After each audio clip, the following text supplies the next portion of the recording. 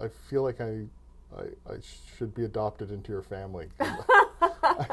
I've fallen quite for all of them. They're a going concern. It's true. I mean, I think when you are a memoirist, 4 of the 5 books I've written have my family somewhere in them. You know, and I can sort of tell the degree to which my family's in them. The ones that my mother considers are about her, she hates.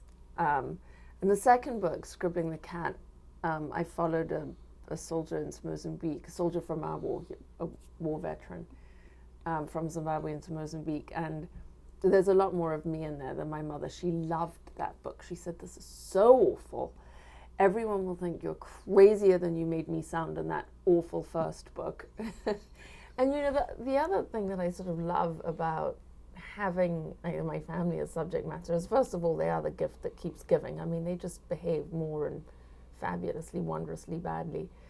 And they're so generous. I mean, we're so deeply connected as a family. There's so much love, and we're so different. You know, I think of a lot of families where their politics so wildly different, their behavior so different, they would have sort of stopped talking to each other. I mean, I hear that a lot.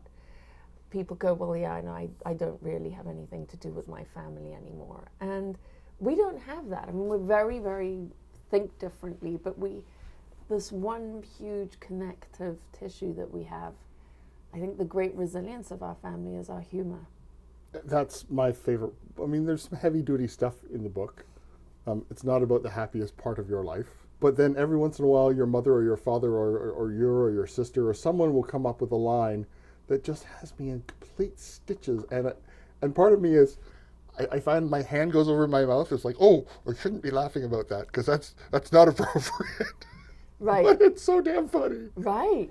The book takes place over at least 20 years, if not longer. I mean, I'm going back and I'm sort of looking at, well, how did I end up being, 46? And this woman, this person, what is it? What am I in reaction to that's from my life? And what am I in reaction to that's from, lives I haven't really even known about? That's my forefathers and foremothers. And I think that what was so hilarious was that, on the one hand, you've got my father sort of saying, well, my grandmother, of course, was this very upstanding lady. Her children, so that would have included my father's mother, she had 6 daughters, and they called her Mugger, which is the name of a crocodile in a children's series of children's books. So you just know she was awful. And my father's trying to paint the best possible picture, but then my mother's sort of this Greek chorus all the time, kind of pointing out how ghastly they were. And then there was another great-grandmother on my father's side who drank so much. And she was sort of quite posh. I mean, they all came from sort of, very sort of posh family. But she drank so much, she fell backwards into the fire and died, which is an awful story. But there's this, my father's telling me this, there's the appalled silence afterwards, and then he says, she's probably a bit flammable by then, she was Australian. And you just, you know it's not appropriate to shriek with laughter, and yet you do. And the other thing that I think I really sort of love about my family is they don't take themselves too seriously. I certainly don't take myself that seriously. So this monumental event of having a book coming out, they kind of ignore it. People go, what do your family think? And I say, all honesty, I don't think they've read most of what I write. So when this book came out, it's just been published in the US. So pub date comes, and my sister phoned me from Zambia. I was so excited. I thought, well, for once she's remembered that, I've written a book on this publication day. Not a bit of it, I said, oh, hi, Vanessa, how are you? She goes, oh, hi, Al. You won't believe it. I've got amoebic dysentery. They're fine. It amazes me that their dad is going, when I was sort of working on this book, it begins my dad turning 70.